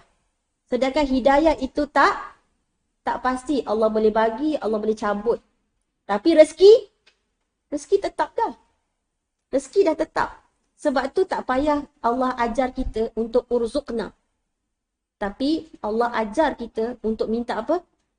Ihdina. Sebab Allah tahu kalau diberinya kita yang suruh buat skrip, doa, kita minta ihdina ke nombor 1. Kita jadikan ihdina ke nombor 1. Panjang umur lagi. Rezeki lagi. Hidayah tak tahu nombor berapa dah.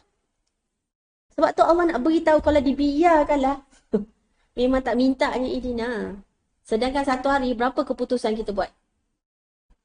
Selit je mata, nak bangun ke tak nak bangun? Tu dah satu keputusan. Nak pergi mandi, wuduk, solat ke? Dah berapa keputusan dah tu? Belum turun katil dah 5 keputusan kena buat.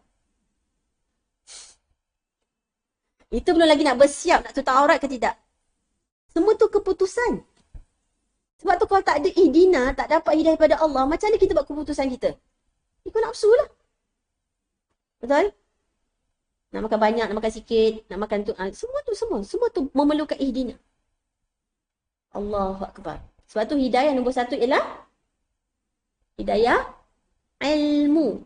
Hidayah kedua ialah amal. Dapat dah ilmu, belum selamat lagi. Selagi tak amal. Dah amal dah. Minta lagi. Nak minta hidayah istiqamah. Dah istiqamah dah. Nak minta Allah bagi hidayah dakwah. Dah dakwah dah. Minta Allah bekalkan kita lagi dengan hidayah sabar. Sabar dah. Sabar cari ilmu, patah balik. Sabar nak beramal. Sabar nak istiqamah. Sabar nak berdakwah. Sabar. Pusing. Non-stop. Sebab tu paling kurang satu hari 17 rakaat. 17 kali minta ihdina. Itu kalau tak sunat rawatib. Kalau solat sunat rawatib, campur 12. Campur lagi duha. Campur lagi witir. Berapa kali kita minta satu hari? So sekarang dah sedar dah apa yang kita amin sebenarnya? Kalau belum sedar, tolong sedar. Apa yang kita amin dalam setiap rakaat? Kalau kita dah tahu apa yang kita minta, patutnya kita cari, kita kejar, kita tunggu, kita harap. Dan kita cek diri kita, aku ni orang yang dapat hidayah ke tak ni? Aku ni, apakah ciri-ciri orang yang dapat hidayah? Apakah ciri orang beriman? Apakah ciri, macam tu. Apakah hamba Allah? Siapakah, kan banyak hadis kan? Sahabat tanya Rasulullah, siapakah orang yang terbaik? Khairukum? Siapa yang terbaik antara kita? Ialah orang yang belajar dan mengajar Al-Quran. So kita cek diri kita. Aku ni selamanya ada tak cita-cita nak jadi yang terbaik? Semua nak terbaik. Rumah terbaik, langsir terbaik, pinggan terbaik, baju terbaik, kereta terbaik. Semua nak terbaik. Tapi rupanya hadis Rasulullah kata, siapakah yang terbaik? Orang yang belajar dan mengajar Al-Quran. Rupanya belum baik aku. Allahu Akbar. Okay, kita ada banyak sangat tugas yang kita belum laksanakan. Mungkin dah buat tapi belum sempurna. Itulah kerja kita. Allahu Akbar.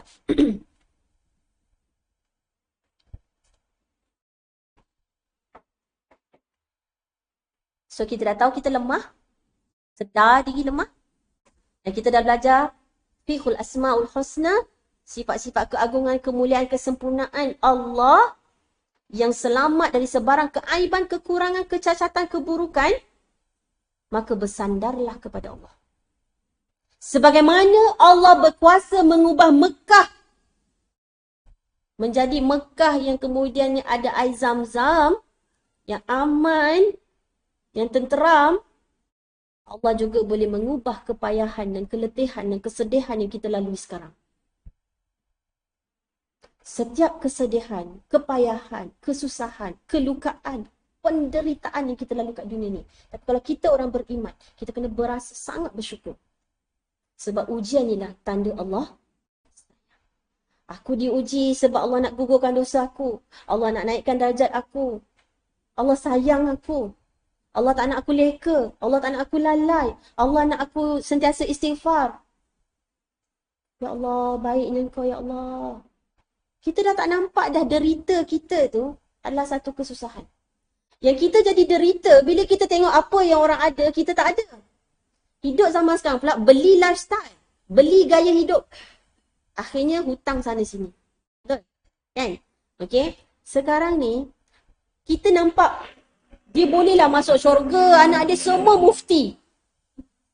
Ada ke? Satu negeri satu je mufti. Kan? Dia bolehlah masuk syurga, suami dia ustaz. Lagi? Dia bolehlah masuk syurga, dia kaya. Aku orang susah. Boleh tak kita tukar fikiran kita. Kita boleh masuk syurga dengan apa yang kita ada sekarang ni. Sebab Allah itu adil. Kalau dia boleh masuk syurga sebab anak dia soleh, aku walaupun anak aku belum soleh, inilah jalan aku nak masuk syurga. Inilah jalan. Aku sabar. Aku pergi menuntut ilmu. Aku belajar. Aku sabar. Didik dia. Nasihat dia. Inilah jalan. Kita jangan tengok apa orang ada. Apa kita tak ada. Kita akan letih. Dah lah memang letih. Bertambah letih. Betul? Kita yang Allah bagi kat kita ni. Inilah jalannya. Gunalah apa yang Allah bagi kat kita ni. Kita kalau pandang apa orang ada. Apa yang kita tak ada. Kita memang sampai bila-bila kita tak akan jadi orang bersyukur. Kan? Allahu Akbar. Subhanallah. Ni Quran depan mata. Kita ada 5 waktu solat. Yang tak payah beli pun. Allah bagi dah modal. Allah bagi dah kesihatan. Kita kalau hargai tu, kita rasa macam Quran ni lagi mahal daripada segala-gala yang ada dalam dunia ni. Betul? Ya Allah, kalau kau nak ambil semua ya Allah. Tapi kau jangan ambil iman aku dalam ni. Kau jangan ambil Quran dalam hati aku. Selebihnya, kot tangan Allah nak ambil, kot kaki Allah nak ambil. Kot apa pun Allah nak ambil. Allah ambil mata ke? Sebab dia punya. Yang penting kau jangan cabut iman aku. Aku nak mati dengan iman. Kita syukur kalau ditakdirkan kita buta lepas ni, kita dah pernah dah tengok Quran. Sekurang-kurangnya kita dengar, kita boleh ikut, kita boleh bayangkan dah huruf-huruf tu. Apa sekalipun, just get ready. So, itulah kehendak dia. Kita ni tinggal follow je. Tapi follow dalam keadaan apa? Follow dalam keadaan sangat mengerti, sangat faham. Aku ni hamba. Wa ana abduk. Okay. Tolong tadabbur sayyidul istighfar. Kalau tidak, mana mungkin baca waktu pagi, kalau mati petang, syurga. Kalau baca petang, meninggal malam, syurga. Betul-betul hayati. Allahumma anta rabbi khalaqtani wa ana abduk. Dan ingat janji kita pada Allah. Wa ana ala ahdika. Iaitu apa janji kita? Iyyaka na'budu wa iyyaka nasta'in. Itu janji kita. Sehabis mampu aku ya Allah, aku nak laksanakan. Okay? Tolong tadabbur Sayyidul Istighfar, bawa sungguh-sungguh pagi dan petang. Allahu Akbar. Kalau Allah boleh berkuasa mengubah kelemahan negeri Mekah waktu itu, yang Kaabah dikelilingi berapa berhala? Dan Allah boleh ubah. So Allah boleh ubah tak kesedihan kita ni? Boleh. Allah sangat-sangat berkuasa. Allah boleh amankan. Allah boleh suburkan Mekah yang kering kontang waktu itu. Bila Allah datangkan air Zam-Zam, maka Allah juga boleh ubah kesedihan kita. Yang paling pentinglah, bersandarlah kepada Allah. Dalam surah Al-Quraisy, apa dia? Rabba hadzal bait. Tuhan kepada rumah ni, iaitu Kaabah. Okay. Sekarang ni, kalau nak tunjuk letih, nak tunjuk penat, nak tunjuk payah, tunjuk dekat siapa? Tunjuk dekat Rabb. Tunjuk dekat Rabb kita, supaya dengan kasih sayang Allah, Allah akan lindungi kita. Tapi masalahnya, kita apa? Asyik-asyik yang ulang-ulang apa? Aku kuat, aku pandai, aku hebat. Kan? Bersandar kat diri sendiri. So, terlupa untuk bersandar kepada rahmat Allah. Sebab tu bila dah letih, Allah suruh buat apa? Surah Ash-Shar. Alam Nashrah. Apa ujung dia?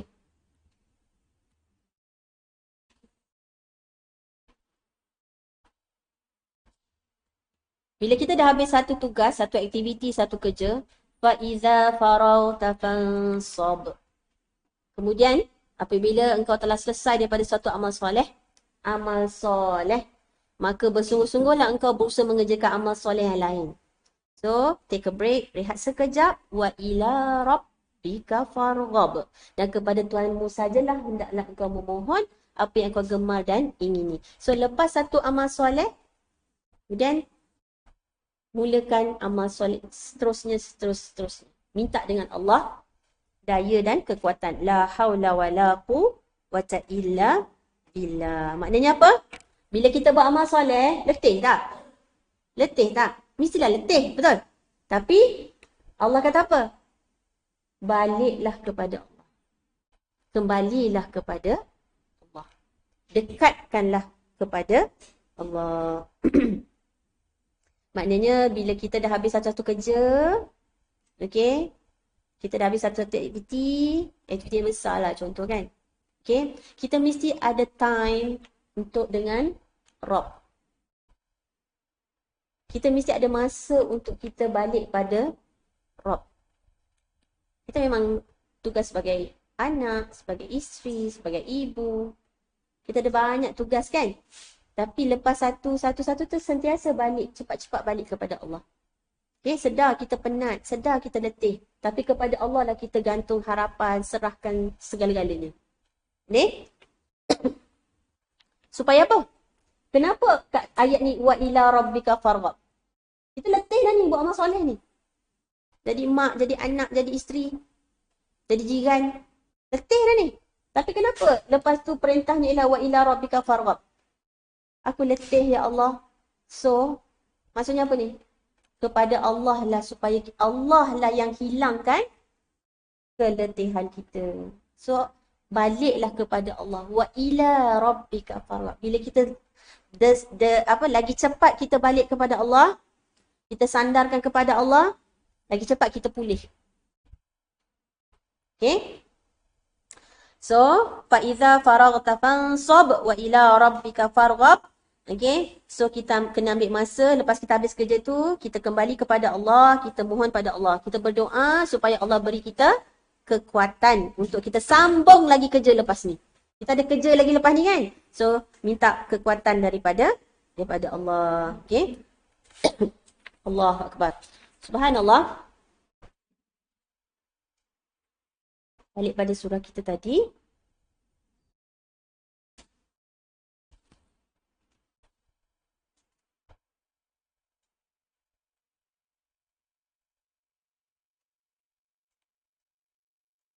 Menurut ulama, bila kita tengok daripada ayat 1 sampai 4 ni, okay, sungguh kita faham apa? Sungguh Allah akan bebankan kita dengan ujian. Lagi? Masalah. Mungkin masalah diri kita sendiri, mungkin masalah di keluarga kita sendiri. Kenapa Allah bebankan kita semua tu? Allah bebankan kita wajib solat, kita wajib zakat, haji yang mampu. Kenapa Allah bebankan kita? Kenapa Allah bebankan kita supaya kita sampai penat, sampai letih ni? Kenapa? Kenapa? Supaya kita sedar kita ni lemah. Okay? Apa saja lepas ni yang Allah bebankan kat kita, yang Allah ujikan kita, yang paling penting Allah nak beritahu apa? Datanglah padaku. Kembalilah kepada. Dan aku akan ubah apa yang menyusahkan kau sekarang. Apa yang memedihkan kau sekarang. Apa yang melukakan kau sekarang. Aku akan ubah seperti mana aku boleh ubah Mekah tu. Daripada tempat yang kering kontang, yang gersang, menjadi Mekah yang subur, yang aman. Tidak ada lagi sebarang berhala di situ. So Allah nak tunjukkan kekuasaan dia, sebab itulah Allah bersumpah dengan Mekah dan Nabi Muhammad sallallahu alaihi wasallam. So kita kena faham di sebalik ayat tu tadi ialah kita kena tahu sejarah Mekah, kita kena tahu sejarah Nabi Muhammad. Apa yang Nabi lalu? Allahu Akbar.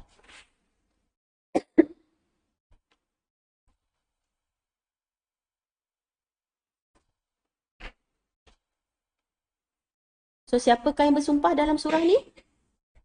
Allah. Apa yang Allah sumpahkan? Apa yang Allah sumpahkan? Mekah dan Nabi Muhammad SAW. Lagi? So, dalam sejarah, negeri yang paling banyak penderitaan sebelum ini ialah Mekah sebenarnya. Kan? Dalam sejarah Nabi Muhammad SAW, okey, kalau kita perhatikan, adakah Nabi Muhammad bersantai-santai ketika berdakwah? Seronok-seronok, ajak orang seronok, suka-suka, parti-parti, pesta-pesta? Tak ada. Okey? So, Mekah tu sebenarnya, kita pergi haji, pergi umrah, seronok-seronok ke? Tak. Penat kan? Sa'i tu penat, semua penat. So, Mekah tu adalah simbol penderitaan sebenarnya. Tapi kita kena ingat, kenapa kita sanggup bersusah payah ke situ. Kepenatan yang kita buat tu, pengorbanan, ujian, semua yang kita lalu untuk kita ke Mekah tu, untuk apa? So, kita kena faham benda tu. Okay? Itu adalah simbolik, tersirat. Faham? Okay kan? Faham kan? Apa yang saya maksudkan? InsyaAllah faham Okay? Supa juga, kenapa kita wajib menuntut ilmu? Kenapa kita wajib menuntut ilmu? Sebab nafsu kita ni, dia suka yang seronok-seronok. Tapi bila kita pergi belajar, oh tak boleh buat ni, oh ni tak boleh, oh ni tak boleh. So nafsu, kita bagi ilmu supaya nafsu ni dibebankan dengan hukum, tanggungjawab. So bila nafsu dibebankan, nafsu tunduk. Kalau tak, nafsu kita dia nak bebas, dia nak buat benda dia seronok je. Itu belum bisikan sana, bisikan sini lagi kan. Syahwat, syubhat. Itu belum lagi. Sebab itulah wajib menuntut ilmu. Sebab dengan ilmu lah, kita dibebankan untuk beramal. Nafsu kita kena dibebankan untuk beramal. Dan amal soleh dari ilmu yang sahih. So, kenapa mesti menuntut ilmu yang sahih? Sebab supaya nafsu kita dibebankan untuk melakukan amal yang soleh. Dan beban amal soleh ni memang letih, memang payah dekat dunia, tetapi dia akan terhenti bila kita dapat masuk syurga nanti. InsyaAllah. Amin ya Rabbal Alamin. Okay. Kita belajar Riyadhus Shalihin, ingat tak hadis Ghulam? Sahabat jumpa Nabi Muhammad, sahabat kata apa kat Nabi? Ya Rasulullah, doalah, kami dah tak tahan dah kena siksa ni. Apa Nabi jawab? Umat terdahulu lebih berat. Nanti buka hadis Ghulam tu, mana kena gergaji daripada atas. Ingat Ashabul Ukhdud? Surah Al-Buruj. Bagaimana dia bakar hidup itu. Okay? Allahu Akbar. Subhanallah. Kenapa kita kena belajar ilmu wahyu? Kenapa kita kena belajar ilmu Quran? Kalau kita selalu belajar Al-Quran, selalu baca Quran, selalu dengar Quran, tadabbur Quran, baca tafsir, banyak ilmu-ilmu wahyu kita belajar. Contohnya, akal kita yang fitrah ni, yang suci ni, lapisan hati kita yang fitrah ni, fuad kita, dia pasti boleh menerima tentang kepastian hari akhirat. Dia mesti boleh terima. Bila dia dah boleh terima, dia for sure insya-Allah dia nak beramal. Faham Sebab tu perlukan ilmu wahyu. Okay? So sekarang faham kenapa hidup tak bermakna kalau tak ada bebanan. Tapi kita selalu kata apa? Nak relax je kan? Cuba kalau kita tak ada bebanan, kita berusaha tak? Okay? Allahu Akbar. Subhanallah. Jadinya dan manusia sendiri, kata ulama, dari awal kita lahir, kita memang dalam, kita nak keluar daripada pintu rahim tu, sempit ke lapang? Nak keluar tu pun dah susah kan? Lepas tu kita terus berjalan, kita kalau boleh, lepas beranak anak lelaki tu, anak tu boleh azan kan? Kita diazankan ke kita yang azan, baby tu yang azan? Dia azan sendiri ke? Tak kan? Okay, subhanallah, Allahu Akbar. Okay, subhanallah, kita ni memang manusia. Kalau kabat ni, ulama juga mengatakan daripada awal lagi, fasa kehidupan manusia semuanya susah. Okay, lepas dah dilahirkan, dibedung, lagi, diikat, lagi. Itu semua. Kita manusia memang dari bayi sampailah kita ketua, ingat. Okay. Kabat ni juga kata ulama, tanda kita lemah dan tanda kita tidak kekal. Macam mana kita segar, kita akan ngantuk. Macam mana kita bertenaga, kita akan letih. Satu, kita lemah. Dua, kita tidak kekal. Yang kekal hanyalah Allah. Sehingga mengantuk tidak terkena kepada Allah dalam ayatul kursi. Okay? La ta'khudhuhu sinah. Sinah tu sebenarnya bukan mengantuk tau. Kalau ikut bahasa Arab. Sinah tu ialah muqaddimah mengantuk. Contohnya baru menguap. Tu sinah. Mata kuyu tu sinah. Allah tak. Muqaddimah mengantuk pun tidak. Apatah lagi mengantuk. Okay? So kepada Allah kita bertawakal. Okay? Serahkan diri kita. Memang kita letih. Tapi pastikan letih kita tu kerana apa? Okay? Harta kita habis. Habis untuk apa? Umur kita habis. Habis untuk apa? Lidah kita berkata. Berkata apa? Semua tu tanya kat diri masing-masing. Okay? Untuk orang beriman, memang harta dia habis. Tapi ke mana? Orang kafir, harta dia pun habis. Dia habis shopping. Ke mana? Okay? Semua tu tanya diri, jawab sendiri. Okay? Apa yang kita makan? Ingat kita belajar nama Allah At-Tayyib. Apa yang kita makan? Sumber yang kita makan? Ke mana? Allah terima tak doa kita? Naik tak amalan kita kepada Allah? Okay? Allahu Akbar. Subhanallah. So hari ni, boleh ke kita nak tunjuk kita letih? Soalan, boleh ke kita nak tunjuk kita letih? Untuk inform kita letih boleh. Okay, contoh dia suruh kita buat kerja. Saya letih, saya nak rehat sekejap. Tu boleh. Tapi untuk tunjuk letih, kau tengoklah aku, hebatnya aku berdakwah sebab tu aku nampak letih. Boleh tak? Yang tu tak boleh. Untuk tunjuk-tunjuk letih kat orang boleh tak? Tak. Tapi mengadu letih hanya kepada Allah. Ngadu pada Allah boleh. Okay, so ikhlaskan hati, teguhkan hati, kuatkan hati, jangan tunjuk dekat orang. Boleh? Kita memang letih. Semua orang letih. Memang Allah dah sebut, laqad khalaqnal insana fi kabad. Okay? Sebab kita nak jadi ashabul Maimanah ke Masy'amah? Maimanah. Okay? Maimanah. Subhanallah. So, kalau nanti kita akan jumpa juga dekat soal balat ni, ada Aqabah. Aqabah ni pada ayat ni ayat 11. Nanti kita akan jumpa. Aqabah ni ialah pendakian. So, sebenarnya Allah nak beritahu kita jangan berhenti mendaki. Pendakian diteruskan, jangan berhenti separuh jalan. Okay? Iaitu berdakwah. Subhanallah. So, kita akan sambung lagi nanti pada kelas yang akan datang. Saya minta ampunan maaf.